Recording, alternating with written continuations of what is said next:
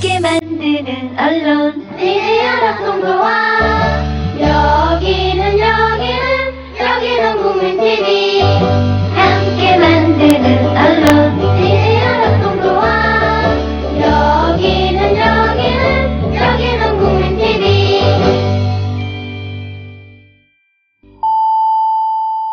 함께 만드는 언론 TV연합 송도와 여기는 국민TV 함께 만드는 언론 TV연합 송도와 여기는 국민TV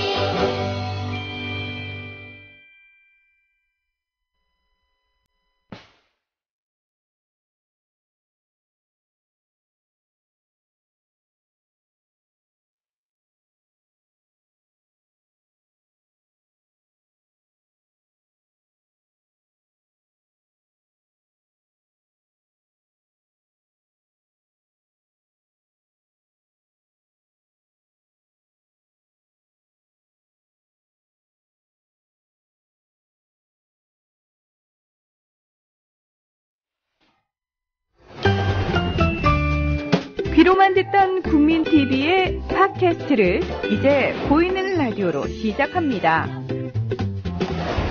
국민TV 광고를 모집합니다. 조합원과 비조합원 여러분, 자신이 속해 있는 기업과 사업체, 그리고 알리고 싶은 모든 것들 다 좋습니다. 광고를 원하시는 분은 신청해주세요. 홈페이지 kukmin.tv, 국민.tv 또는 지역번호 02-3144-0933번으로 연락주세요. 여러분의 많은 참여 바랍니다. 대구 시민 여러분, 해외 동포 여러분, 그리고 동네 주민 여러분 안녕하십니까? 저는 여러분의 조합원 소리지기 노래꾼 손병휘입니다. 보이는 라디오로 진행하는 박한용의 라디오 100년 전쟁. 펄벅 여사라고 계시죠? 펄벅. 우리 한국과도 한반도와도 인연이 깊은 분인데, 이분은 어렸을 때 중국에서 살았대요. 중국에서 살면서 아주 조숙한 그런 문학 소녀였다고 합니다. 우리식으로 따지면 초등학교도 들어가기 전에 찰스 디킨스의 그러한 소설을 읽을 정도였다고 하니까요. 그분이 쓴 소설 중에 그래도 가장 유명한 것은 대지 아니겠습니까? 나중에 영화화 되기도 했었습니다만, 그 대지 보면은 왕농이라고 하는 그런 빈농이 운이 좋아서 큰 돈을 얻게 돼서 그걸로 땅을 사죠.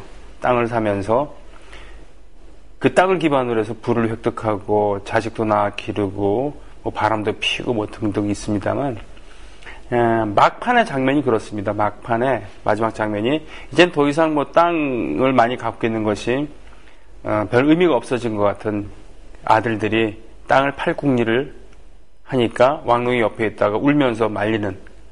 그래서 일단은 자식들은 안 팔을게 아버지 이러면서 뒤에서 속닥속닥거리면서 빙긋이 웃는다. 이렇게 끝나거든요. 제가 기억으로는.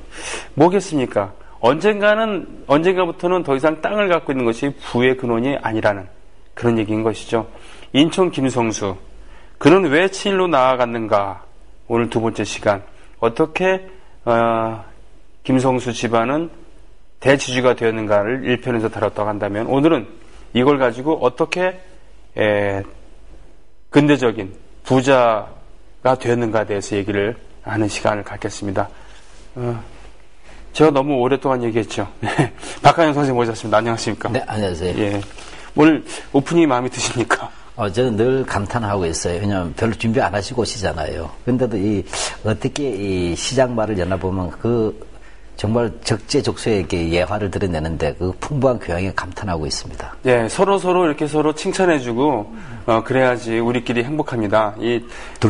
그렇죠. 네. 비슷한 생각을 갖고 있는 사람들은 서로 찬양하고 고무해줘야지 힘을 내서 같이 가는 거지, 그 차이점을 너무 부각하다 보면은, 사실 박한용 선생님께서 풍부한 사료를 중심으로 해서 많은 걸 갖고 계시기 때문에 제가 마음껏 질문도 하고 방송을 할 수 있지 않을까, 있는 거 아닌가. 오늘도 기대하겠습니다. 꽤 어려운 내용인데요. 그죠? 네. 지난주하고 이번 주까지가 좀 어려운 거죠. 네. 쉽게 말씀드리자면 지난주에 듣고서 조금 당혹하셨던 분도 있을 것 같아요. 간단히 말씀드리면 대학교 사학과 한국사 전공에서도 근현대사 쪽 수준의 내용이다. 네. 전공 과목 수준의 내용이다. 그러나 이 수준을 알지 않으면 안 되겠다 싶어서 저도 괴롭지만 하고 있습니다. 예. 자, 지난주 김성수 집안은 대려 원래 전남 장성을 근거지로 해서 김인후 후손으로 호남 유림의 후손이지만 경제적으로는 그다지 내세울 것이 없었던 그 집안이 어떻게 호남 굴지의 대지주로 성장했는가를 얘기해 주셨어요. 예, 그때 우리가 얘기할 때 김성수의 할아버지 낙제 김요섭이라는 분이 있었다 그랬죠. 김요협, 예. 김요협, 예. 이분이 이제 고부로 이사 와서 연일 정시하고 결혼하면서, 그죠? 네. 처가덕을 좀 봤다 그랬어요, 쉽게 말하면. 네. 예, 그렇게 하면서 뭐냐면, 거기에 인촌리라고 하는 데서 눌러앉게 되게 됐고, 그래서 이제 천석지기가 된다고 했습니다. 이렇게 해서 일단 기본 발복은 되는 것이죠. 네. 예, 부복은 생기는 것이고, 그 이후에 한 번 더 비약적 10배 이상 이제 발전하게 된 것은 바로 김요협의 아들이자 김성수의 아버지 되겠죠. 네. 양부하고 친부가 되는 김기중과 김경중이죠. 네. 이 두 사람이 바로 그 미국 집산지이자 그다음에 군산으로 출하하는 바로 이 줄포라고 하는 곳으로 이사를 가죠. 줄포. 그래서 그 당시 그 미국 무역을 기반으로 해서 이제 거의 뭐냐면 만석집계에 가깝게 된다 그랬어요. 그래서 1918년 정도가 되면 보통 7,600석 정도 지기. 7,500. 500 지기 되겠고, 그 다음에 24년쯤 되게 되면 이제 한 8,9천석 지기가 됩니다. 와, 보통 그걸 만석지기라고 하죠. 예, 예. 예. 그래서 이때 세 사람이 거느린 소작이만 하더라도 1,978명, 약 2,000명이죠. 네. 네. 대부분 영세 소작인이고, 그래서 오늘은 이 농장의 운영 그리고 소작인의 실태, 또 경성방직의 설립, 친일화로 가게 되는 그런 도정 이런 것을 다루기로 했죠. 예, 한마디로 뭐 일제식민지 시기에 김성수 흔히 민족 지도자라고 얘기하잖아요. 네. 민족 지도자로 지칭되는 민족 부르주아, 민족 자본가가 어떻게 탄생하게 되는가를 얘기하고 이거 바로 이 민족 부르주아가 왜 친일로 가는가를 이번 주에 그 갈 수밖에 없는 배경들을 다루는 겁니다. 그러니까 네. 매우 중요한 얘기예요. 결과를 보지 말고 원인을 봐야 되겠죠. 예, 그래서 뭐냐면, 여기서 핵심은 뭐냐면, 이런 겁니다. 오늘 이제 경성방지까지 다룰 거예요. 네. 예, 경성방지 설립하는 것까지 다루고 갈 텐데, 늘 얘기했지만, 친일 문제를 개인 문제로 다루면 안 된다는 얘기예요. 성격 문제가 아니다. 예. 예. 물론 개인적인 개성도 있겠죠. 네. 예. 단지 신초 선생 같으면 역사시도 뚜렷하지만 아주 강한 도덕성과 윤리관이 있지 않습니까? 네. 그러나 여기서 중요한 것은 김성수는 그 지주와 자본가라는 그 계급적 기반에서 그를 추적해 볼 때 오히려 그의 어떤 일제 시기의 행적들이 이해가 가고 또 그가 결국 친일로 가는 것도 어느 정도 그 개연성을 확인할 수 있다 이런 얘기예요. 예. 쉽게 말하면 이렇게 보시면 돼. 우리가 흔히 볼 때 자본가들이잖아요. 민족 부르자라 말을 쉽게 말하면 그냥 토착 자본가들이에요. 한국인 자본가들이죠. 일제 식민지 시대 때. 이 사람들도 독립을 원합니다. 예. 왜냐하면 자기를 지켜줄 국가가 필요하죠. 그렇죠. 예, 일본 기업을 지켜주는 조선 총독부나 일본 제국주가 필요가 없단 말이죠. 그렇죠. 예. 아무리 자기들이 돈이 많아도 또 일제에 협력한다 하더라도 자기 나라가 아니기 때문에 네. 일단 일본인들 위주로 돌아가는 세상에선 자기들도 그렇죠. 불이익을 얻을 수밖에 없습니다. 당연히 일본 기업보다 조선 기업을 편들어줄 자기 주권, 네. 독립이 필요로 하다는 것은 그래서 민족 부르자지가 독립운동에 나설 수 있는 가능성이 되는 거예요. 가능성은 있다라는. 예. 이래서 못 해먹겠다니까. 네. 다른 한편은 이 독립운동하는데 이미 가진 게 많아요. 네. 우리 늘 드라마 보면 이게 나오죠. 사업하시는 분들이 이제 드라마의 주인공으로 나올 때 보면 늘 한 게 은행 융자잖아요. 네. 내 정치. 그러면 로비하러 가야 되잖아요. 예, 예. 그럼 일제 식민시대 이건 누가 지고 있어요? 금융융자 예. 같은 누가 지고 있죠? 일본 사람들, 일본 기업인들이 조선 총독부. 예, 총독부가 식산은행, 네, 그다음에 네. 조선은행. 네. 그러니까 여기서는 또 기업의 존립을 위해서는 조선 총독부의 협력이 제일 철저하게 필요할 수밖에 없다. 그렇겠죠. 물론 기업의 기득권을 놓는 경우에는 달라지겠지만 네. 그렇지 않을 경우는 한편으로 대립하고 한편으로 협력할 수밖에 없는 이런 과정들이 있다는 것. 이런 기본적인 존재 조건 속에서 시기적 변화를 추적해봐야 된다 이런 얘기죠. 그래서 이런 모습을 보고 이 역사학에서는 논문들 보면 많이 나오는데 교과서에 잘 안 나올 뿐이에요.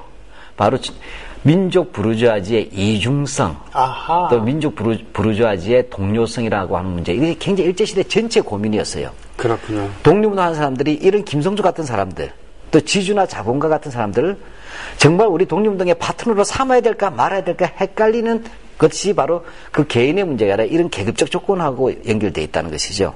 그렇군요. 예. 그런 네. 점에서 우리가 그 대표 인사로서 김성수를 본다 이렇게 보면 되겠어요. 또 한편으로 우리가 일제시대 동년동은 다르지만 또 사실은 여공들의 투쟁 보면 조선인 자본가들에 대해서도 투쟁하는 게 나와요. 네.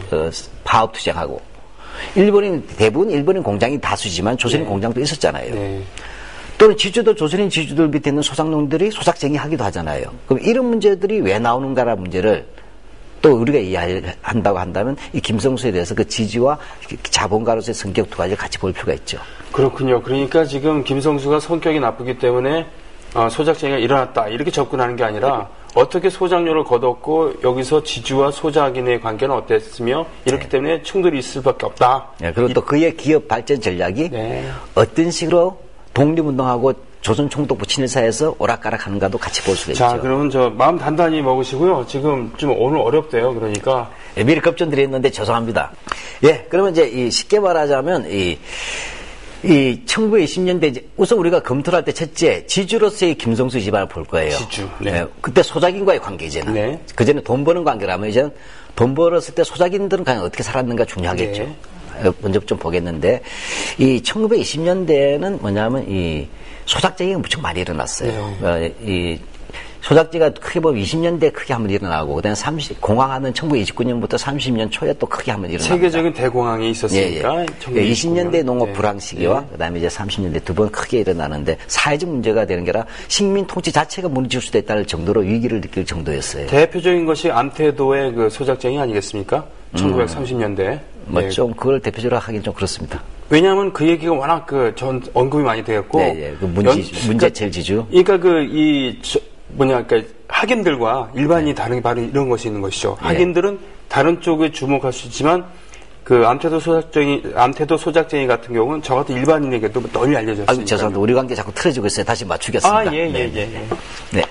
네, 죄송합니다. 아주 암태도 소작쟁이 대표적인 거 맞아요. 죄송합니다. 제가 오버했어요. 아니, 맞긴 맞습니다. 근데 그게 못지않게 중요한 게 많다 이런 얘기죠. 네.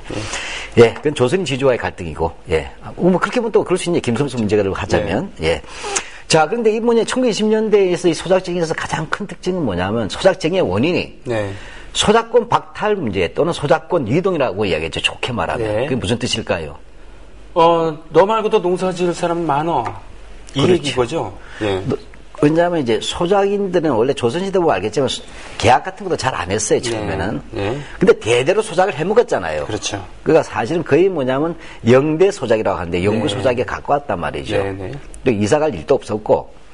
근데 이제 20년대에 있어서 뭐냐면 소작쟁이에서 가장 큰 원인이 갑자기 소작인을 바꿔버리는 거예요. 계약 관계니까. 이렇게 되면 좋을지야 뭐죠? 먹고 살 길이 없겠죠? 지금으로 따지면은 직장에서 쫓겨나는 거잖아요. 예. 근데 서울로 올라가봤자 경성이죠 그 당시. 경성 올라가봤자 과잉 인구 때문에 취업도 안 되잖아요. 그 도시 비밀 가서 굶어 죽게 된단 말이죠. 이렇게 해서 소작권 이동 박탈이 가장 소작쟁이의 큰 원인이었는데 이 김씨 집안 이제 앞으로 이제 고부 김씨라고 하겠습니다. 고부 김씨. 예. 아니 김성수 말은 아니니까 이 고부 김씨가의 그 도조부라는 장부가 있어요. 조조부. 예, 추수기라고 할 수 있는데 여기에 쭉 보게 되면 1918년부터 1924년 6년 동안이죠. 네. 6년 동안에 소작권 변동이 1회 이상 있었던 지역이 58.64%. 98.64. 그러니까 60%죠. 거의 60%가 네. 소작권이 변동이 있었다는 그런 얘기군요. 그죠. 100군데면 60군데가 소작권 변동이 있었다는 것이죠. 그러면 그 이전 시대에 비교해서는 이건 정말 너무 파격적인. 파기죠. 가혹한 거죠. 가혹한. 예.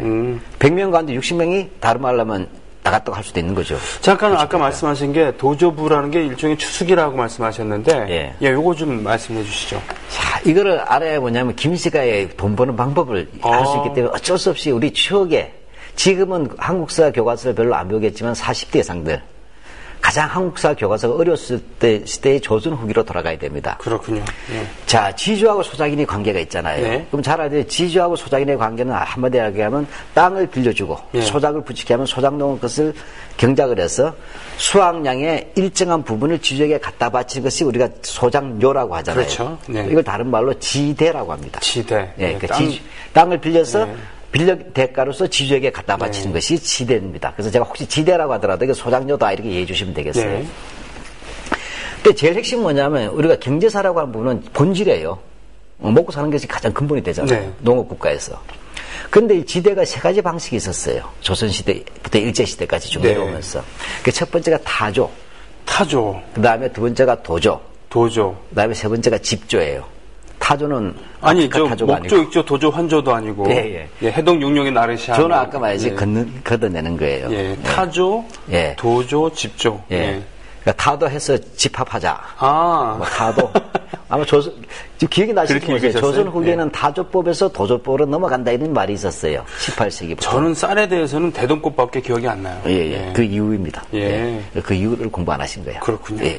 자, 근데 타조법이라고 하는 것은 무슨 얘기냐면, 한마디 하면, 이 타곡을 해서 나누는데 정률지대라고 보시면 되겠어요. 즉, 정률지대. 지주하고 소작이 나눠 가져야 되잖아요. 어떻게 그렇군요. 기준을 잡느냐. 예전에는 그 탈곡을 예. 그 직접 볕단을 가지고 예. 털어서 이렇게 해서 이걸 타라고 했는데 탈곡했는데 이걸 정률제 그러니까 비율 일정한 비율로 이렇게 거뒀다는 얘기군요. 그렇죠. 쉽게 말하면 소출량에 네. 복잡하지만 아주 간단해서 소출량의 몇 퍼센트를 지주가 갖고 몇 퍼센트를 소장농이 갖느냐는 문제죠. 이게 타조법이라는 예, 것이다. 근데 이거 어렵게 얘기하면 정률지대. 네. 퍼센테이지로 정률. 갖는다. 예. 네. 근데 보통 조선지대는 3분의 1 정도였어요. 지주가 30%. 네. 예, 이렇게 됩니다. 근데 문제는 3분의 1을 받는데 이 조선 후기에서 밀란의 원인도 되지만 지주가 남는 문제가 뭐냐면 이게 있어요. 3분의 1을 가져가지만 뭐냐면 국가에서 내야 될 지세가 있죠. 세금. 아, 네네. 그렇죠. 나라에 또 내야죠. 네. 그 누가 내야 돼요? 주인이 내야죠. 그렇죠. 땅 가진 사람이 내야 되잖아요. 네, 네. 요즘 또 예를 가옥시는 집 있는 사람이 내야 되잖아요. 그렇죠. 근데 문제는 그 다음에 또 이제, 그 다음에 농사 지을 것들이 한 10분의 1 정도 빼놔야 되잖아요. 먹으면 안 되잖아요. 종자. 그렇죠. 종자가 있어야 되죠. 네. 네. 이 다음에 씨를 뿌려야 될 종자들하고, 네. 그 다음에 국가에 낼 세금, 지세. 네. 지대가 아니라 지세죠.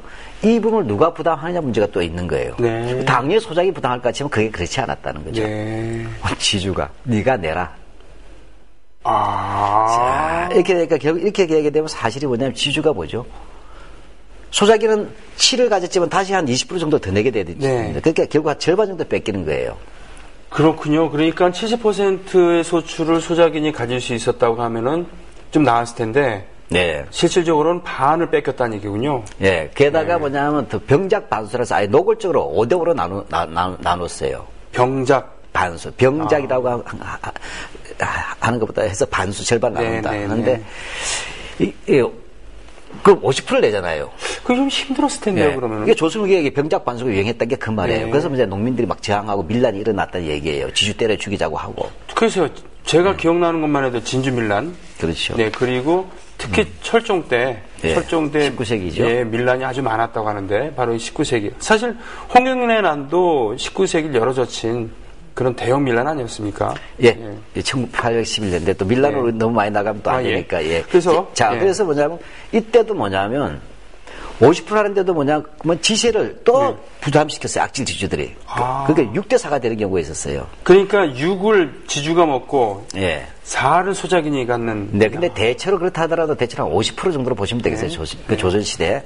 자, 이것이 다조법이었어요. 네. 예. 근데 뭐냐면 이제 그러면 농민들이 좋겠어요? 아니죠. 예, 너무 가혹하잖아요. 근데 조선 후기에 경상도 농업이 발달한 지역이잖아요. 농업의 선진지대입니다. 아, 경상도가 농업의 선진지대였어요? 남쪽이 벼농사하기 좋잖아요. 예, 그러니까 예. 이양법이나 이런 거 전부 다 모내기 이런 게 다 경상도에서 시작하는 거예요. 아, 토지는 전라도에 비해서 넓진 않았지만, 그러니까 또 열심히 개발해야죠. 임진왜란이요. 좁은 토지에서 어떻게든 소출을 늘리려고 그렇죠. 오히려 더 노력을 과학기술적으로. 그렇죠. 아, 네. 그렇게 하고 전라도로 확산되는데 네. 이러면서 뭐냐면 지주가 걷는 방식이 타조법이 아니라 도조법이라는 게 등장해요. 그건 뭔가요? 도조라고 하는 것은 아주 간단하게 하면 정액지대예요. 아하, 그 퍼센트가 다르죠. 네. 정액지대니까 이렇게 보면 되겠죠. 그러니까 일정한 양을 몇 가마를 내라 쉽게 말하면 네. 이렇게 자는 게 정액지대잖아요. 이게 도조입니다. 그렇군요. 그럼 뭐 풍년 들었을 때는 지주가 입맛이 세겠고 흉년 들었을 때는 뭡니까? 소작인들이 입맛이 썩겠네요. 아주 정확하게 감 잡으셨어요. 네. 지금 이 이야기는 학수적으로 보는 문제가 아니고 이걸 들으신 분이 내가 소작인일 때 네. 또 내가 지주일 때 어떤 게 나한테 유리하냐를 생각해 보시면 돼요. 그렇군요. 그렇게 생각하면요 복잡지 않아요. 왜냐하면 이 도조로 간 것 자체는 뭐냐면 너무 지주가 비율을 가지고 하잖아요. 그 네. 비율을 가지고 할 때는 뭐냐면 퍼센테이지를 하는 것은 실제 지주가 마름이나 지주가 갈 수가 있잖아요. 네. 그럼 지주는 어떻게 하냐면 썩은 곡식도 정상 곡식으로 생각해서 하겠죠. 아, 소출량을 되도록이면 크게 잡아갖고. 크게 잡아야 50% 하면 더 많이 가져가잖아요. 그렇죠. 거기 썩은 걸 내가 가져갈 수는 없으니까. 그 지주가 또 썩은 걸 가져가지 않겠죠. 그렇죠. 예, 쭉쟁이 같은 것도 다 포함시켜서 한단 말이죠. 예, 그건 니들이 갖고. 예. 네. 이러니까 농민들로서는 정액지도로 가고 싶은 거죠. 예, 그렇게 하는데 그 문제 정액지도로 갔을 때 그러면 지주나 소장이 다 바보나 이제 농사 1, 2년 한 거 아니잖아요. 그렇죠. 1, 2년 받아먹은 사람 아니고 1, 2년 한 사람이 아니니까 결국 합의할 때 뭐냐 평년자 기준을 할 수밖에 없잖아요. 예. 이게 그냥 평년자를 기준으로 해서 예상 수확량을 대충 한 몇 가마 나올 것이다. 네, 네. 논에 또 상등전이냐 중등전이냐 하등전이냐 이거 나누겠죠. 네. 그다음에 대체로 평년자 얼마가 나온다 이 땅은 하면 몇 가마를 하자 이렇게 하는 것이 도조예요. 그랬군요. 이게 정액지대죠. 자, 이렇게 해서 타조법과 도조법, 타조법은 정률지대, 도조법은 정액지대라는 것은 감 잡았습니다. 이렇게 경제사 공부 깊게 점점 들어가고 있습니다. 예. 네. 예, 근데 아다시피 자 아까도 말씀드렸지만 이 도조를 쭉 하는데 네. 바로 이제 이 도조부라고 하면 이제 어떻게 생각이 드세요? 도조부모는 도조법으로 징수한 것을 장부로 적었다. 이런 뜻입니까? 예, 근데 실제 장부 뒤져보면 도조가 아니라 도조하고 집조 두 개가 나와요. 그 장부 안에서는. 집조는 또 뭡니까? 예, 아까 이름은 나왔죠. 자, 이 정액지대가 아까 얘기했잖아요. 그 네. 타조는 이제 이 고부김신에 대해서 하지 않았다는 얘기예요. 네. 도조와 집조를 했다는 얘기예요. 아, 그러니까 조선 후기로 가서는 점차 도조법으로 이양이 되면서 그리고, 예. 실제로 김씨 집안에서는 타조법에 의해서 징수를 하지 않았는데 네. 그 대신 두 가지 방식이 도조하고 집조였다. 집조, 네. 이렇게 되는 거예요. 좀 머리가 또 아프죠. 타도 간신히 이해했는데 집조가 나오니까. 네. 집조는 쉽게 말하면 타조와 도조의 중간이에요. 오. 예. 그 물냉면과 비빔냉면의 중간이라는 얘기군요. 그 비빔 그렇게 죄송합니다. 예. 같은 말씀해 주시죠. 예, 예. 홍어 삭힌 거나 홍어 숙회겠죠. 아, 네, 네. 네. 예. 그러니까 이거는 뭐냐면 정액지대지만 지주가 그냥 그대로 있는 게 아니에요. 사람을 보내는 거예요. 농사 수확하기 전에. 마름이라고 불리는 마름 또는 이제 관리인, 네. 사음 네. 이라고 부르죠. 그래서 지주가 직접 못 가니까 네.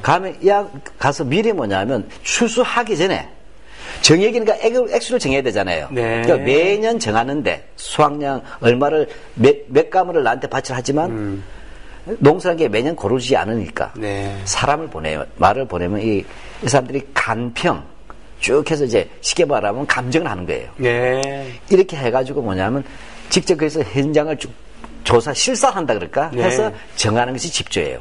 아, 그럼 그렇게 되겠네. 예를 들면은 네. 금년에 소출이 많아. 소출이 많으면은 그 정률제로 하는 거 타조법으로 하면은 더 많은 걸 거둘 수 있겠어. 네. 라고 근데 하건 타조는 워낙 저항이 심하게 네. 못하는 거예요 이제. 아, 그러니까 그 정률제로 이렇게 대강 이렇게 하는 게 좋겠어라고 판단될 때랑 어떨 때는 이번에는 소출이 적기 때문에 차라리 예년처럼 몇 가마를 하는 게 그 네. 지주한테 우리 어르신한테 더 유리하겠어. 네. 이런 판단할 수 있겠군. 예를 들면은. 예, 그렇죠. 이렇게 된 게 이제 핵심이 뭐냐? 그러면 이 고부 김신에는 네. 이미 조선 후기부터 농민들의 저항이 심했어요. 네. 그래서 타조는 경상남도나 이 전라도에서는 잘 안 됐어요. 그리고 지주들도 지금 소작농들이 막 민심이 막 시끄럽잖아요. 19세기만 예. 되더라도 뭐 진주 밀란이 일어나고. 그렇죠. 예, 이런 상황에서 어차피 농업 생산이 높아졌잖아요. 예. 과거보다 조선 후기에. 그러니까 정액지대를 하더라도 도조를 하더라도 과거에 정률지대 타조를 한 것 이상의 절대량은 나오니까 네. 그 지주도 양보한 거죠. 어쨌든 과거에도 100가마 정도 했다 타조법으로. 근데 지금은 정액으로 하더라도 100가마 이상은 늘 보장이 된다. 그렇군요. 네, 이렇게 해서 양보를 한 거예요. 그런데 여기서도 그렇게 하면서도 이제 뭐냐면 욕심이 나요. 네. 소작인들도 감출 수 있잖아요. 그렇죠. 그러니까 집조라는 방식을 또 해가지고 실제로 가서 실사를 해가지고 실사를 해서 또 조정을 한다는 거죠. 조정을 하는. 예, 근데 보니까 이 집조하는 곳하고 그 다음에 도조하는 곳이 달랐어요. 어떻게요? 예, 뭐 쉽게 말하자면 아까 밭은 타줬나 해도 밭은 별로 많지 않았잖아요. 그렇죠. 그러니까 논 수출 문제입니다. 자체가. 예. 네, 논. 논 문제인데 보면 아까 줄포가 자기 이제 본 거지 아니에요. 네. 예, 고부 김씨에 줄포에서 가까운 곳은 뭘 했겠어요? 도주를 했겠어요? 집주를 했겠어요? 줄포에서 가까운 곳은 사람을 보내기가 쉬우니까 예. 집조를 했겠네요. 그렇죠. 어쨌든 지주로서는 체크하는 게 좋죠. 그렇죠. 체크를 딱 하고서. 예. 예. 그래서 뭐냐면 줄포에서 가까운 곳은 주로 집조를 하고, 네. 그다음에 아주 먼 곳, 관리를 보내기 어려운 곳. 예. 이거는 뭐 갔다 왔다 하는 비용이 더 어렵고 가봤자 한 번만에 뭐 정리가 안 될 수 있잖아요. 그러니까 그건 하던 대로. 예. 예. 그다음에 더 주목할 것은 상등전, 아, 비옥한 곳. 그러니까 소출이 많이 나오는 예. A급 논. 예. 그렇죠. A급 논이죠. 네, 요즘 네. 말로 하면. 이런 것은 뭐냐면 도조를 하더라도 충분히 나올 수 있잖아요. 아까 설명했듯이. 그렇죠. 절대량이. 절대량이. 예. 예. 그래서 뭐냐면 이 도조 쪽이 이제 했다. 그러니까 결과적으로 뭐 어느 쪽에 더 많이 소출 나오겠어요. 상등전이 많이 있다고 한다면 도조가 그렇죠. 유리하군요. 예, 그러니까 집조하는 것이 더 많이 나온다 해서 더 긁을 수 있다면 더 긁을 수 있는 한계가 있어요. 아, 예. 가까운 곳이지만 또 좋지 않은 땅도 많고 예, 예. 오히려 상등전 쪽이 많았단 말이죠. 왜? 예. 투자한 곳이 많잖아요. 비옥한 땅에다가. 그렇군요. 그 땅에 그래서 많이 했다 얘기됐어요. 그렇군요. 예, 이렇게 해서 뭐냐면 바로 이 도조를 중심으로 해서 많이 수입을 했는데 네. 이것만 가지고 수입이 더 늘어난 건 아니고 또 다른 비결이 있었어요. 고부 김신혜가 이렇게 많은 곡식을 수입해서 또 그걸 또 팔아야 됐잖아요. 아, 그래요? 예. 그러니까 도조를 통해서, 어떤 집조를 통해서, 거둬들였는데, 이거 말고도 다른 게 있었다는 예, 얘기입니까? 사실 도조가 유지였다 그랬잖아요. 네네. 이 도조를 하는데 네. 조선시대도 못된 습관이 있죠. 지세 부담. 소작인들한테. 나라에 내는 세금을 예. 주인인 자기가 내야 되는데, 예. 그 소작인에게 부담시켰다는 얘기군요. 자, 예. 근데 문제는 이것을 고부 김신혜는 네. 요즘 말 현물납을 시켰어요. 예. 쉽게 말하자면 이미 이 시기에는 상품 화폐 이제 쌀을 팔면 되잖아요. 돈으로. 그렇죠. 그래서 네. 돈을 하면 되는데 고부 김신혜는 쌀을 직접 소작료를 받았어요. 네. 그러면 일단 지대, 그러니까 네. 소작료로서 쌀을 받을 때 이왕이면 국가에 낼 지세도 뭐냐 따로 돈으로 바꾸라고 하지 않고 네. 곡식으로 내라. 아, 예. 왜냐 어차피 그 곡식 받아서 자기가 한꺼번에 수출하면 되잖아요. 네네네. 자, 이렇게 되면 소작인의 입장에서 뭐예요? 결과적으로 지세를 쌀로 내니까 네. 결국 소작농의 입장에서 보자면 지주에게 내는 지대하고 네. 지주에게 갖다 바치는 지세가 다 쌀이죠. 그렇죠. 그럼 지대량이 는 셈이죠. 그 양이 늘어나요. 예, 네. 그렇게 첫 번째 이렇게 하나 문제가 있어요. 예. 근데 또 하나 큰 문제가 발생해요. 어떤 거요? 이제 소작농이 왜 고통스럽게 되는지를 얘기하는 거예요. 예. 그래서 지세가 장난을 치는 거예요. 지세를 가지고 장난친다고요? 자, 오늘 경제사 한다고 해서 참 머리 아프실 텐데 간단해요. 1920년 전환 시기에 네. 이 쌀값이 떨어져요. 자, 그러면 세금이 100원이에요. 네. 세금이 100원일 때 쌀값이 10원이었어요. 네. 그럼 지세를 10가마 내면 그렇죠. 되죠. 네. 근데 뭐냐? 쌀값이 1원으로 떨어졌어요. 그러면 근데 세금은 안 떨어지잖아요.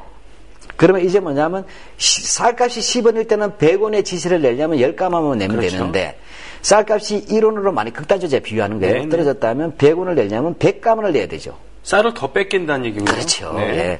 그래서 지금 이 현물납이었지만 지세 곡물 가격이 내려감으로써 내려가니까? 소작농은 근데 여전히 곡식으로 내야 되니까 네. 그 지세를 내는 부담이 엄청나게 커져버리는 거죠. 그랬군요. 그게 예. 1920년대였다. 그렇죠. 그래서 소작농들의 삶이 더 힘들어졌다. 아, 그러니까 이거 거군요. 특별한 게 아니라 그 당시 지주들이 네. 일반적으로 사용하던 수법이에요. 네. 그러니까 쉽게 말하면 고부 김씨가 더 특별히 훌륭한 게 없었다 이거예요. 그 얘기군요. 바로 당시의 지주들이 소작인들을 좋게 얘기하면 지대를 받지만 나쁘게 하면 수탈하는 방식이죠. 네. 예, 그런 방식에서는 그 당시에 사용했던 어떤 지주의 이익을 극대화시키고 농민들은 수탈이 가중되는 그 방식이었다는 것입니다. 사실은 지금 몇 가지가 있습니다만 예. 도조냐 집조냐 어떤 것이 더 유리하느냐 불리하느냐 이런 걸 떠나갖고는 예. 결국은 그 지주 집안은 어떻게든 소장들에게 예. 많은 것을 뺏으려고 했다. 예, 여기에서 멈추지 않았어요. 고부 김씨는. 어떻게 가까운 곳은 집조였잖아요. 네네. 정률지대인데 아까 이제 정액지도로 가는 거예요. 예. 도조로. 아. 도조로 전환시키면서 동시에 먼저 지세도 같이 부담시키는 네. 방식으로. 이렇게 하면서 결과적으로 뭡니까? 전체적으로 도조로 이동하고 있는데 아. 그러면서 왜냐? 지금 고가가 떨어지고 있잖아요. 그러니까 고가가 떨어지니까 쌀을 더 많이 걷어내야 되겠죠. 예, 예. 걷어야 되겠죠. 그러니까 예, 어떻게 해요? 쌀을. 쌀을 더 많이 걷겨서 뭐냐면 풍흉에 관계없이 안정적으로 쌀을 확보해야 되잖아요. 풍년이나 흉년에 관계없이. 예. 예. 그러면 기본적인 자기 수지 타산을 맞춰야 된다. 예, 그러니까 그렇죠. 정액으로 걷어야 되겠죠. 정액으로, 네. 그러니까 집조로 하던 곳에서도 도조로 전환시키면서 쫙 가는 겁니다. 그랬군요. 예, 그래서 24년쯤 되게 되면 전체 뭐냐면 절반 가까이가 도조로 이행하게 됩니다. 그 통계를 보니까 18년도에는 도조 비율이 29.13%, 예, 30%였죠. 24년에는 6년 만에 43.09%, 상당히 가파르게 네, 상승했네요. 그게 쭉 더 갑니다. 그렇군요. 네, 근데 이제 원 자료가 요거밖에 없으니까 요것만 한 거죠. 자, 그래서 정률지대에서 정액지대로 이렇게 전환시키면서 수입이 줄어들지 않겠다. 그러니까 흉년이 들더라도 뭐죠? 지주는 안 망하는 거예요. 안 망한다. 예, 회사가 부도나더라도 예. 사장은 망하지 않는다. 뭐 예, 이런 겁니까? 이렇게 해서 네. 뭐냐면 버텨내려 했는데 또 쉽지 않았어요. 어떻게 또?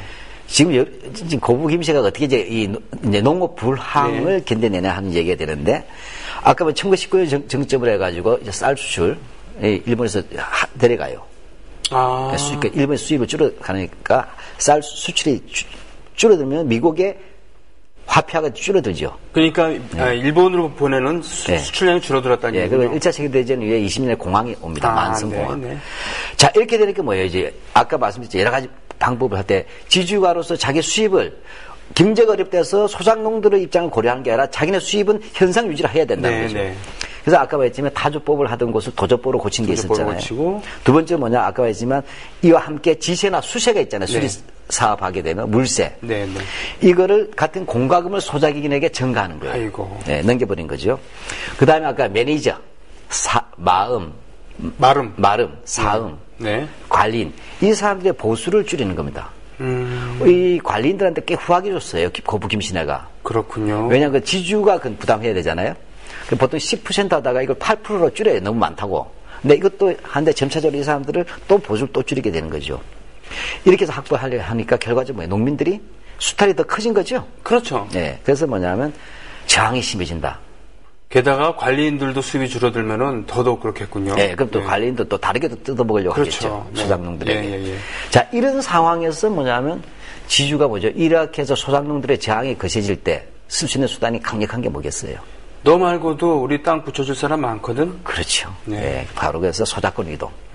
바로 다시 말하면 그 고부 김씨 내에 있어서 뭐냐면 소작권 이동이 58% 60% 가까이 됐잖아요. 네. 이 부분은 바로 이런 지주들이 악착같이 자기 부를 유지하려는 그렇다고 그다음에 그 유지를 위해서 소작인들에게 부담을 전가시키고. 다른 말 소작인의 입장에서는 수탈이 가중되는 네, 것. 네. 이런 가중 속에서 저항이 있으면 소작농을 잘라버리는 것. 아. 네. 잘라버리면서 먼저 소작료를 올려더라도 할 사람이 있잖아요. 네. 그럼 길들인 사람 오겠죠. 그렇죠. 실제 20년대 보면 구소작인하고 신소작인들끼리 싸움을 해요. 노노 갈등이랑 비슷한 거죠. 예, 그렇죠. 네. 이런 것들이 만연하게 되는 거와 연관이 있다는 것입니다. 네. 자, 그래서 이것이 바로 이 소작인들 번번이 교체해서 소작료 인상을 하고. 네. 이렇게 됩니다. 근데 이것도 한개 또 부딪혀요. 왜요? 여기에는 김성수라는 사람의 사회적 지위가 있는 거예요. 아. 요즘 동아일보나 조선일보는 그런 것도 없을 때나 말이에요. 그렇죠. 예. 지금 이게 20년대죠. 1920년대. 지금 김성수 지금 뭐 하고 있습니까? 김성수는 그 유학 갔다 와서는 뭐 학교도 설립하고 학교 사장도 하고 동아일보도. 그렇죠. 예. 자, 알다시피 1908년 10월 달에 머리를 잘라요, 단발. 네, 단발한테 딱 하고 이제 그다음에 유학을 가잖아요. 네. 부모님이 못 가게 하니까 죄송합니다. 사제 편지 쓰고 송진우라고 평생의 이제 동지라고 하죠. 송진우와 같이 일본 유학을 간 거예요. 송진우, 고화 송진우. 그렇죠. 동아일보 사장을 지내기도 하고. 쉽게 말하면 김성수의 정치적 자문이라고 할까 정치적 책임자죠. 김성수라는 사람이 있으면 두 명의 나중에 네. 핵심 우리 자동령 우형우라는 게 있었죠. 김영삼한테 YS. 아, 그런 것처럼. 얘기했죠. 네. 처럼인데 바로 장독수하고 송진우가 오른팔 왼팔이에요. 김성수의? 네. 둘 다 네. 암살당했잖아요. 네, 그렇죠. 해방 이후에. 예. 바로 이 고아 송진우와 같이 유학을 간 거예요. 그렇군요. 뭐 송진이가 무슨 돈이 있었겠어요. 다 이제 김성수 집에서 이렇게 해줬겠죠. 젊었을 때부터 예. 친구였군요, 그러니까. 예, 그렇게 했는데 일본 가서 공부하다 1910년에 네. 이제 나라가 망하니까 송진은 이대로 있을 수 없대서 돌아와 버립니다. 공부해서 뭐 하겠느냐. 네. 송진은 상당히 다혈질인 사람이에요. 네. 그다음에 굉장히 결기가 있는 사람이에요. 그 김성수 계속 눌러앉아서 공부해가지고 와이세다 대학교가 정경학부를 마치죠. 네. 그러고 나서는 1915년에 돌아옵니다. 14년에 돌아와요. 14년에? 돌아와가지고 뭡니까? 돈이 많잖아요. 네. 그래서 1915년에 중앙고보를 인수합니다. 지금의 중앙고등학교입니다. 그 중앙학교재단 산하학교죠, 이제는. 예. 학교에서 교장이 되잖아요. 네. 이거 할 때는 친아버지는 반대했는데 양아버지, 큰아버지죠. 네. 김기중이라는 분이 적극 지원, 빨랐어요. 네. 합니다. 그 다음에 어떻게 됩니까? 1917년에는 방직 기술자, 이강현이라는 사람이 지금은 방직업이 유망하다. 이강현. 네. 이렇게 해가지고, 바로 이제 광목 제조회사가 있었어요. 조선 직류 주식회사를 인수합니다. 예. 이 조선 직류 주식회사는 친일파 윤치소 거예요. 윤치소. 예. 윤치호의 그 일가죠? 예, 그렇죠. 예. 우리 한번 다뤘던 것 같아요. 그렇죠, 예전에. 예, 이렇게 해서 이것이 19년에 경선 방직이 되는 거예요. 그 기업주가 되죠. 그 다음에 1920년에 동아일보가 설립하잖아요. 네. 한마디 하면 교육, 경제, 언론 방면에서 이 사람이 지도자 위치에 있었어요. 그런데 소작쟁이라고 소장을 막 잘랐다? 마구 할 수가 없죠. 지금 뭐냐면 본인은 문화운동 한다고 얘기하고 아름다운 일을 많이 하고 있잖아요. 그렇군요. 네, 그 상황에서 뭐냐면 이게 체면이 있으니까 네. 가혹하게 수탈을 할 수 없었다는 그런 얘기군요. 네, 뭐 사실 1920년에 동아일보 창립되자마자부터 기사 쭉 보게 되면 일본인 대농장, 또 일본인 지주의 조선인 소작인에 대한 가혹한 수탈을 비판하거나 또 일본인들의 농업 비민에 따른 조선인 토지 박탈, 어떤 동양 채식회사의 횡포, 이게 계속 조선일보, 동아일보 나오고 있어요. 그 동아일보에서 이런 걸 기사를 하는데, 그런데 김성수 집안에서는 소작농들 쫓아내더라? 그렇군요. 모양이 안 맞죠? 그러니까 당대 그 기자들, 예. 최근은 이제 많이 사라졌습니다만, 기자들이 지사적인 풍모를 가지고 있게 된 그런 것이 예. 바로 일제시대에 창간한 이 두 신문. 그래도 당대 지식인, 당대 그 양심적인 지식인들이 그 문피를 휘날리던 그런 것이 신문사였기 때문에 상당히 민족주의적인 또 진보적인 색채를 많이 띄웁니다. 그래서 예. 지사적인 단순히 지식을 전달한 이런 사람이 아니라 사실을 전달한 사람이 아니라 그 독립운동가의 그런 마음을 갖고 있는 분도 계시고 그랬었죠. 네, 지금 보면 요즘 글들은 보면 신문글을 보면 뭐 요즘 신문 기자들은 사실은 네. 기자로서 윤리관이라는 게 거의 박탈됐다. 일부 신문 빼고는. 고용인은 네. 이런 느낌 많이 그렇죠. 있죠. 그러니까 네. 이제 그것도 뭐냐면 수능하는 고용인이죠. 네. 글도 가끔 글들도 결기가 없어요. 기백도 결기가 없고. 없다. 예. 네. 자, 어찌됐건 이렇게 되니까 뭐죠? 이게 뭐냐, 전통적인 소작인을 짜내는 방식은 안 된다. 이미 소작인도 한계에 도달했고, 예. 또 김성수의 사회적 지위도 그렇게만 가서는 안 되는 지위에 있다는 거. 그럼 어떻게 돌파를? 예, 이른바 경영 합리화와 경영 합리화. 그다음에 또 하나 자기 변신. 자기 변신. 예, 이렇게 가는 겁니다. 그래서 두 가지 경영 합리화를 해요. 일단 농업에서. 네, 어떻게 해요? 첫 번째로 뭐냐, 아까 말했죠. 지대 징수 있잖아요. 네네. 지대 징수하고 판매 방법이잖아요. 네. 이 부분을 개선한다. 쉽게 유통 과정이라든지 이런 것을 좀 간소화시킨다는 거예요. 네. 또 하나는 그 당시에 지금 뭐냐면 일본인들이 와 있었잖아요. 네네. 이 곳곳마다 대농장이 있었잖아요. 네네. 그래서 과거의 조선의 전통적인 지주들 방식이 아니라 새로운 기업농 농장으로 전환을 하게 된다는 것입니다. 오. 회사 형태의 농장, 빨리 얘기하면. 와세다 대학 정경학부를 졸업한 예. 신식 학문이 도움을 줬겠군요. 여기에 동생 김연수가 또 돌아오지 않습니까? 예. 정경학부가 아니라 교토대학교에 경제학을 전공한. 교토대학 예. 경제학을 전공한 동생 김현수가 돌아오면서. 예, 이렇게 된다. 자, 그렇게 하니까 이제 한마디 얘기하면 이제 농업 불황의 돌파 전략이긴 한데. 네. 그래서 뭐냐면 먼저 김성수 집안들이 공동 정미소를 경영해요. 줄포에다가. 네. 자, 그래서 우리 소설에 보면 방앗간 주인 나오고 정미소 주인 나오는데 대부분 지주잖아요. 네네. 이거예요. 지금 농업 불황이 되게 되면 비용을 줄여야 되겠죠. 네. 근데 소장인들한테 뽑는 건 한계가 있잖아요. 물론 고율의 소장료가 있었어요. 이 시기 악진 지주들은 70%까지 커졌어요. 20년대에. 세상에. 그러니까 지주가 3을 먹는 게 아니라 지주가 7을 먹는 거예요. 야. 3이 증식 계획 이런 게 같이 연결되니까. 아니, 그 제주는. 환금이 되잖아요, 돈으로. 그러니까 막 걷어내는 거죠.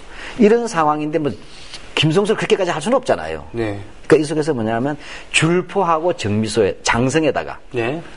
이 정미소를 합니다. 그렇게 되면 어떻게 돼요? 자기네 쌀을 가져서 도정 작업을 자기들이 하니까 하는 병이 확 줄어들죠. 확 줄어들죠. 예. 그 다음에 뭐죠? 그럼 문제는 운반해야 되잖아요. 정미소까지. 네. 이걸 농민들 당신들 하시오. 하하. 이렇게 됩니다. 그러니까 소장농들 그걸 들고 와야 되는 네. 들고 옵니다. 달구지 자, 끌고. 예. 네. 자, 이렇게 하면 소장농들이 달구지 끌고 와서 물류 비용을 자기들이 안 썼다는 얘기예요. 예, 그렇죠. 빨리 물류 비용을 네, 네. 줄인 거예요. 그 다음에 네. 도정 비용을 줄이고. 네. 그럼 오게 되면 또 자기네가 가진 배가 있어요. 네. 그 나중에 김성주 일행에서 또 이제 선박 주식에서 나옵니다. 그 자기네 소유 배로 군산항으로 보내는 거예요. 그 선적 비용도 줄어들겠죠. 그렇군요. 예, 이런 식으로 해가지고 한다 말이죠. 이렇게 하는 식으로 해서 뭐냐면 이른바 경영 합리화를 하려고 하는 겁니다. 그렇군요. 경영 합리화. 예. 그럼 어떻게 되죠? 지세 부담 플러스 뭐가 또 에다가 뭐가 더 큰 거예요? 운반비. 예, 그렇게 되죠. 운반비도 그러니까 결국 소장농들이 예. 다 되는 형식이. 그러니까 또 소장님도 가만히 있겠어요? 예. 또 데모하겠죠. 네, 네. 뭐 저항하겠죠. 그렇게 되는데 또 김성수는 또 난차잖아요. 예. 그러니까 좋다 그러면 지금은 도조를 하면서 지세를 전가해버렸죠 소장농에게. 네, 네, 네. 지세는 우리가 이제 안 받을게. 아. 그 대신 운반비는 니들이 내라. 하. 또 이렇게 이런 식으로 가거나. 그러니까 운반비를 물류 비용을 당신들이 대야 된다. 니들이 대야 된다. 그 대신 지세는 우리가 안 받을게. 지세는 안 받을게. 그러니까 그러면 결국 요즘 말하면 조삼모사 똥똥이 되는 거죠. 조삼모사네요. 네. 네. 또 그것도 안 되니까 이제 양보해서 지대 운임은 지급해줄게. 네. 뭐 이렇게 하는 겁니다. 자 이렇게 되는 그렇군요. 거죠. 그렇게 되면 뭐 예전과 아까면 키로가 되는 거네요. 쉽게 얘기하면은. 그러니까 결과적으로 이렇게 되더라도 김씨네의 경영 변화가 약간의 위기는 돌파했지만 큰 수익은 안 될 수가 있잖아요. 네. 그러니까 어떻게 돼요? 마름을 없애버리는 거야, 아까 관리를. 아. 아까 중간 관리는 뭐냐면 지주가 받은 거 10%나 8%까지 받았잖아요. 네. 상당히 후하게 줬어요. 그러니까 그만큼 책임을 많이 지었다는 얘기죠. 그렇군요. 그러니까 이 병을 없애야 되겠죠. 그렇군요. 그 마름이 필요가 없어졌어. 왜? 소장이네 다 가져오잖아요. 그랬군요. 정미소로. 그렇군요. 예. 그러니까 이 8% 소출 전체 수확량의 8%라는 것을 마름이 먹었는데 쉽게 말하면 중간 도매상 비슷한 거죠. 바로 이들 없애버림으로써 없앴군요. 예, 하는 거죠. 그렇다고 하면은 이렇게 해서 경영 합리화를 일단 한 거고 예. 또 하나는 그러니까 그 대농장 기업형으로 예. 운영했다는 겁니까? 자, 이건 이제 김연수가 네. 맡아서 하는 거예요. 네. 형님, 제가 좀 해보겠습니다. 예. 자, 이것은 그러니까 아까는 이제 기존의 어떤 시스템 내에서 예. 최대한 비용 손실을 줄이고 보전한다는데 이제 아예 바꾸는 거예요, 농업 자체를. 농장이라는 형태. 네. 왜냐하면 이제 이게 땅이 곳곳에 흩어져 있잖아요. 네. 그래다 마름들을 보내서 관리했잖아요. 네. 근데 이게 아니라 이제 뭐냐면 소작지를 전부 다 재편을 해가지고 대농장으로 바꿔버리는 거예요. 그렇군요. 그러니까 소작인 여러 명이 각각 분담을 해갖고 예, 지역마다. 예, 한 그런 논이 아니라 예. 그걸 아예 통합을 해갖고 예. 이건 인천 농장 이렇게 해서 그렇죠. 쉽게 말하자면 그것은 뭐냐면 만드는 게 삼수사라는 기업을 만들어요. 참수사? 바로 지금의 삼양사예요. 아, 삼양사 이렇게 해서 나오는 겁니다. 김연수가 그 사장 아니에요. 그렇습니까? 예, 예. 이 삼수사인데 나중에 삼양사 바뀌, 이 삼수사라는 모체회사를 만드는 거예요. 예. 흩어져 있는 이제 땅들 있잖아요. 이거를 전부 다 이제 재정비해서 이걸 총괄 관리하는 기업 회사입니다. 농업회사군요. 예. 쉽게 말해 일본에 불이흥업 주식회사라는 게 있어요. 불이 아니불자 두이자. 네네. 이 후지 간또로라는 사람이 했어요. 조선의 수리왕이라고 불렸던 사람이. 후지 간따로. 이 사람도 마찬가지. 불이흥업 주식회사 만든 다음에 황해도 재령이라든지 또는 뭐 전국 곳곳에 땅이 있잖아요. 그거 다 불이농장이잖아요. 하면 네. 불이흥업 주식회사 다 관리하는 거예요. 뭐 다시 말씀드리겠습니다만 삼양사는 라면 만드는 회사가 아니고요. 예.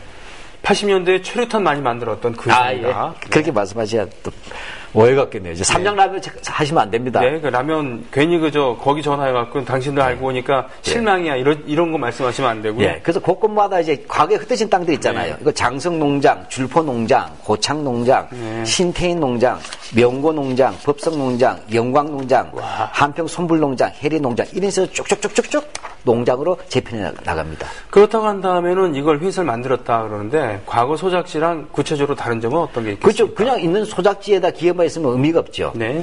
농지조사를 합니다. 각지의 비옥도를 조사하고, 토지 형태를 조사합니다. 그렇게 하고, 그 다음에 입지 조사도 합니다. 네. 또, 또 하나는 새로 개간할 땅도 찾는 거예요. 왜 일본인들이 지금 요즘 개간 사업 많이 하고 있단 말이에요. 그 시기에. 예. 그러니까 이게 간척 사업. 네. 그 다음에 두 번째는 뭐냐, 농지가 흩어져 있잖아요. 이걸 모으는 겁니다. 예. 흩어진 농지 한 곳을 모아요. 그러니까 벽 짓는 것을 팔아버리고 모으고 이런 식으로 해서 합니다. 그 다음에 간척 사업을 해요. 이 시기에 간척 사업이 유행하잖아요. 서해안 쪽에. 네. 이 간척 사업에서 손불농장, 해리농장 같은 것들이 바로 그런 간척 사업 결과에 만들어진 땅을 관리해요. 사실 해안선이 지금 많이 달라진 거죠. 예, 그렇죠. 서해안, 남해안에 워낙 섬이 많다라는 건 뭐냐면 그렇죠. 얕은 바다가 많다. 예, 예. 라는 거니까 거기만 이윽고 소금기만 좀 빼버리면은 예. 땅이 새로 생기는 거니까. 네. 예. 자, 이렇게 해서 이제 농장에 적합하게 재편한 다음에 여기에 대해서 통합관리사무소를 만들어내는 거예요. 네. 불의흥업주식회사 소속이죠. 아, 불의가 아니라 삼수사. 삼수사. 예, 하고 여기에 총괄되는 우리가 총매니저를 네. 총대라고 합니다. 총대. 총대 맹기 아니라 총대. 총대어른, 총대하면 그렇죠. 옛날에 남사당패 그 우두머리를. 마을에도 총대가 있고. 그렇군요. 네, 쉽게 말하면 총매니저라고 보시면 되겠어요. 네. 하고 이제 소장로도 달라져요. 이제 농장의 전속 소장농, 봉급제기처럼 아. 전속 소장농을 이제 두는 거예요. 그렇군요. 그러면 그 소장농은 그 안정되는 그런 지위일 텐데 아무나한테 주지는 않았을 거 아니에요? 자, 그렇죠. 왜냐면 그 전에 영세 소장농들이 김성수 시방 것도 부채 먹지만 그거 가지고 먹고 살 수 없으니까 다른 사람 농사도 소작을 했을 거 아니에요. 네네. 그런 거 없다. 딱 해서 뭐냐, 이정보 정도 규모, 이정보면 2헥타르면 일정 보면 우리가 소농이에요. 먹고 그냥 자급자족이에요. 네. 근데 이정보면 자급자족보다 남죠. 자, 100m, 200m. 예. 예, 요게 이제 2헥타르거든요. 네, 그렇죠. 네. 그 이정보지요, 대강. 네. 예. 자, 이렇게 하니까 누구를 하겠어요? 말 잘 듣는 사람 하겠어요? 말 안 듣는 사람 하겠어요? 말 잘 듣는 사람이 하겠네요. 그러니까 이제 앞으로는 이정보 정도를 소작 줄 테니까 여기에 전속 소작이나 다른 사람 소작하지 마라. 그 대신 내 말 잘 들어라. 이렇게 하는 최소한 거죠. 이 정도면 너희도 굶어 죽진 않을 테니까 예. 군말하지 않고 해주기만 하면은 이건 보장해 줄게. 예, 제가 시계에 쫓기다 보니까 말이 빨라졌는데 죄송합니다. 자, 그렇게 되니까 결과적으로 어떻게 되냐 하면 이정보가 생겼다 할 때 우리 잘 보지. 그 전에 뭐냐면 김씨 집안의 소장농, 영세 소장농은 대체로 0.3정보였죠. 네. 근데 이정보가 갔으면 뭐예요? 엄청나게 많은 소장농들이 일자리를 잃은 거네요. 졸지에 졸지에. 무토지민뿐만 아니라 소장농조차도 못 되는 겁니다. 농촌 프롤레타리아라고 하죠. 그러니까 정규직은커녕 비정규직도 못해서 그렇죠. 유량하게 됐다는 그런 얘기군요. 유랑민이 발생한다. 즉 소수의 말 잘 듣는 소장농들은 전속 소장에서 나름대로 안정적으로 농장 소작인으로서 경제에서 먹고 살 수가 있었지만 더 많은 다수가 결국 무토지민 또는 탈경이작 경작지에서 이제 떨어져 나가는 것이 됩니다. 노조를 만들지 않겠다, 노조에 참여하지 않겠다라고 맹세한 정규직만 배부른 그런 세상이 온 거군요. 네, 예, 그렇다고 한다면은 이런 농장이 그래도 가능했던 그런 배경이 있을 거 아닙니까? 그렇죠. 바로 이게 이제 바로 이 전북 지역의 특징이죠. 바로 지역의 넓적 우리가 쉽게 김제 만경평야. 징계맹계라고 하죠. 예. 그다음에 여기에 뭐냐면 일본인 지주나 대주주에게 유리한 수리시설. 이때 수리시설 많이 만들어내잖아요, 거기에. 왜냐하면 강이 시원찮아요. 다 실개천 같은 강들이에요. 그러니까 물이 많이 필요하죠, 벼농사에는. 그러니까 대주주들은 뭐죠? 농장주들은 정부, 조선총독부죠. 네. 하고 해가지고 수리시설을 만들면 물을 끌어올 수 있게. 그러면 다른 조선인 재래 쪽으로 오던 물들도 바꿔버려요. 네. 근데 어쨌든 이 삼수사는 간척 사업할 때 하면서 아까 손불농장 같은 거, 해리농장 할 때 바로 간척 사업 하잖아요. 네. 조선총독부 허락 없이 안 되겠죠. 그렇겠죠. 예, 이런 협력관계에서 간 거예요. 그리고 이렇게 해서 했고, 이런 데서는 뭐죠? 벤치마킹이 있었던 거예요. 바로 이미 이 시기는 뭔가, 러일 전쟁 이후부터 1967년부터 일본의 대농장, 하시모토 농장, 네. 이름 들어보셨죠? 네네. 구마모토 농장, 구마모토. 시마타니 야수야 농장, 네. 또는 아까 부리 농장, 네. 이런 일본의 대농장이 그걸 하고 있었어요. 이 벤치마킹 한 거죠.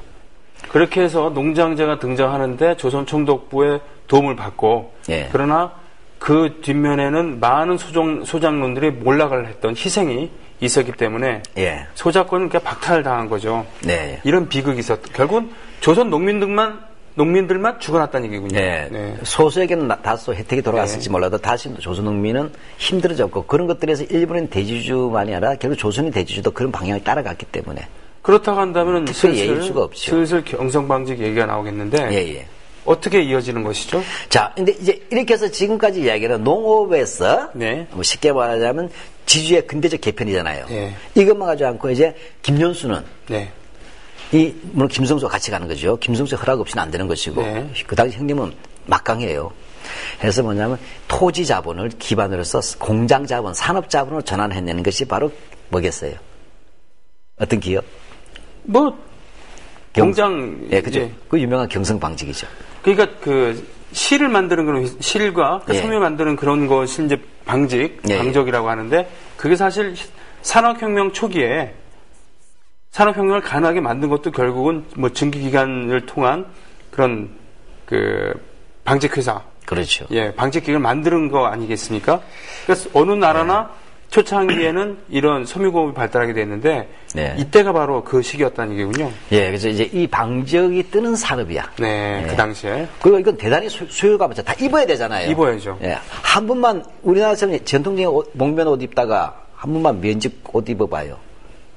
그 입을 수밖에 없잖아요. 간편하잖아요. 예. 자, 근데 이때 일본이 뭐냐, 방직 산업이 호황이었어요. 호황. 호황을 넘어서 활황이라고 해야 되나? 네. 1차 세계대전 때 일본이 재미 짭짤하게 보잖아요. 늦게 참전하잖아요. 네. 거의 피 안 흘리고. 네. 예.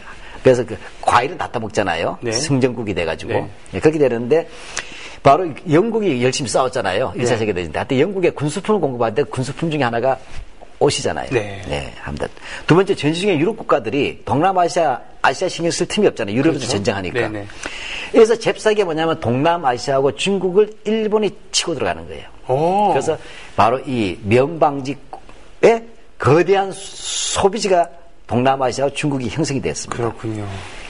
예, 이다가 이렇게 해서 여기서 동치를 키웠죠, 일본 기업들이. 예, 예. 이 기업들이 뭡니까? 이제 1920년이 되게 되면 심지조사 회사령이라는 게 철폐되는데 그건 뭐 생략하겠습니다. 네. 조선에서 회사를 설립하기 좋게 되어 있다. 일본 기업들이. 해외에 투자하기 시작한 거군요. 그러니까 일본 기업이 식민지 조선에 공장을 세울 수 있는 규제 조건들이 다 풀리는 겁니다. 네. 그 다음에 바로 관세가 철폐가 돼요. 그 전까지는 뭐냐, 일본 기업이 들어오더라도 관세가 있었어, 국가처럼. 네, 네. 근데 관세가 없어지면 바로 들어오겠죠. 이런 과정에서 조선이 자본 투에서 예를 들면 우리가 미쓰이 아시죠? 삼정. 네, 미쓰이 재벌 같은 경우에서 조선 방직 주식회사를 만들어요. 조선 방직 주식회사. 미쓰이라고 하면은 이제 에도 시대에 예, 예. 입신을 한 예. 그런 그때 이미 그 200~300년, 그렇죠. 300년 가까운 된 그 전통을 갖고 있었던 상사잖아요. 미쓰이하고 미쓰비시는 죽음의 상인들의 레일전쟁 당시에 엄청나게 군수 산업으로 그렇습니다. 정경유착으로 돈을 네. 벌잖아요. 그래서 네. 죽음의 상인들이라 불렸어요. 그렇군요. 자, 그래서 뭐냐면 이 미쓰이의 조선 방직 주식회사는 22년에 종업원이 조선에서 1,600여 명이에요. 오. 예, 그 다음에 이어서 계속 일본인 기업들이 조선 면화회사, 면화회사. 그 다음에 동양방적, 네. 그 다음에 또 유명한 종련방적, 여기 조선인 노동자들이 굉장히 파업 많아요, 여공들이. 아, 그래요? 그래서 종련방적은 악명 높아요. 종년방적. 네. 방적. 이런 호황을 쫙 통해서 깔립니다. 이제 그 방직업에 진출한 거군요. 김성수, 김현수. 예, 그렇게 해서 아까 말씀드린 조선 직류 주식회사를 인수해서. 예. 자, 그래서 일본에서 방적기 이 소폭짜리, 폭이 네. 좁은 거 40대를 40대. 구입해가지고, 이른바 와사직. 네. 와사다리라는 이제 혼합사. 순수한 게 아니라 섞은 혼밥. 네네네. 하고, 그 다음에 모시를, 그 다음 모시 여름에 많이 입었잖아요. 한산 모시가 유명하죠. 예. 그래서 이 모시를 대용할 수 있는 이제 것으로 한양목이라든지 한양사라는 걸 짜냈어요. 이게 그렇군요. 시작입니다. 그런데 이제 20년대에 일본 대기업들이 진출하면 상대는 미쓰이 이런 거잖아요. 미쓰이, 지금으로 따지면은 하여튼 대단한 그런 예, 예. 기업들이 진출하면은 힘들었을 텐데.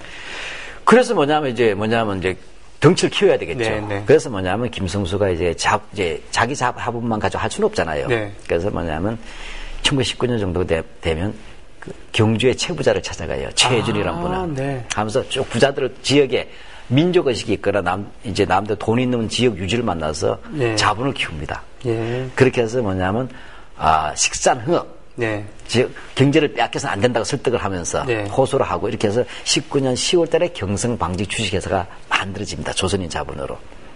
최부잣집의 전설적인 인물 최준을 찾아가서. 그렇죠. 우리가 언젠가 한번 또 다뤄야 될 인물이죠. 그렇습니다. 노블리스 오블리지하고 진짜 민족 자본가 민족 의식이 있는 지주가 누군가.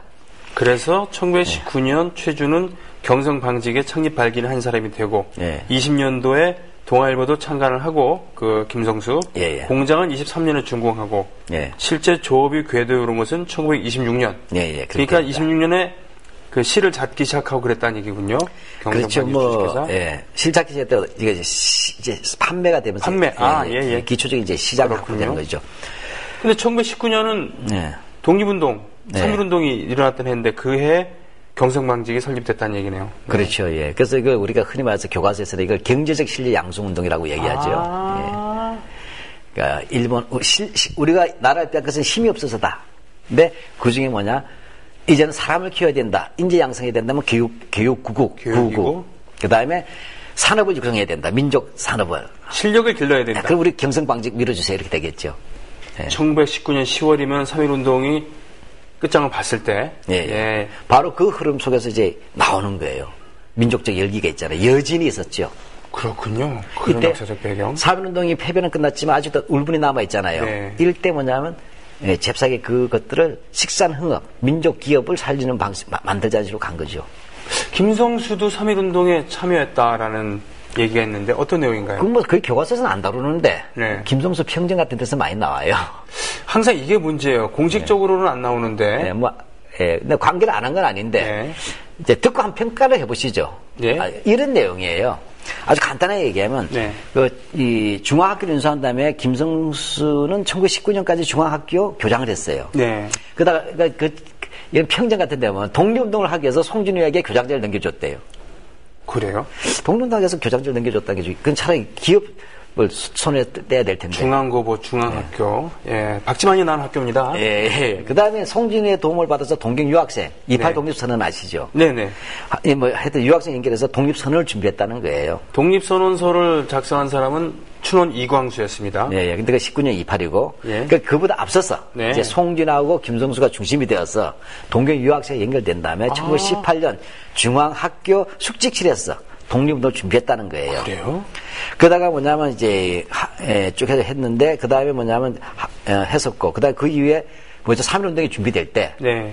이 김성수의 자기 거처를 네. 쉽게 말하면 그 누구죠 남강 이승훈 선생 만해 한용운 최남선 최린도 그 당시에 3.1운동 준비하는 지도인들한테 집을 제공했다는 거예요. 예.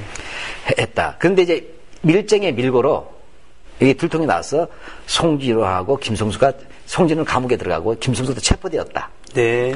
근데 뭐냐면 송진우가 김성수 같은 사람은 살려야 된다고 생각을 해서 일체 김성수에 가서 이야기하지 않아가지고 김성수는 풀려났고 알겠습니다. 송진우는 1년 7개월형을 받았다. 이게 다예요. 그러니까 즉 소작인 그러니까 대지주로서 소작인과의 관계 이것을 통해서 결국은 기업형 농장으로 만들었고 거기도 한계에 부딪히면서 방직회사에 진출을 해서 그것으로 생긴 돈을 가지고 그 기업을 운영하고 뭐 학교도 운영하고 예. 그 와중에 독립운동에 참여했다는 얘기도 있지만 잘 모르겠다. 아니, 한 건 맞지만 이런 수준인데 이런 수준이다? 평가는 각자 하시란 거죠. 오케이. 그러고서는 알겠습니다. 그럼 다음 주에는 어떻게 해서 신일의 길에 들어섰나에 대해서 오늘 했던 얘기 마저 하면서 시작을 해야 되겠군요. 네. 예, 오늘 많이 달렸습니다. 예. 힘드셨죠? 예, 힘드셨죠? 고맙습니다. 예.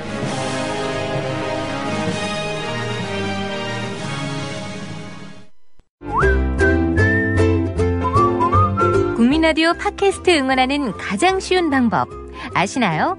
다운로드하기, 별점 주기, 댓글 달기, 구독하기. 국민라디오 팟캐스트 널리 알리는 가장 쉬운 방법. 다운로드하기, 별점 주기, 댓글 달기, 구독하기. 기억하세요. 다운로드하기, 별점 주기, 댓글 달기, 구독하기.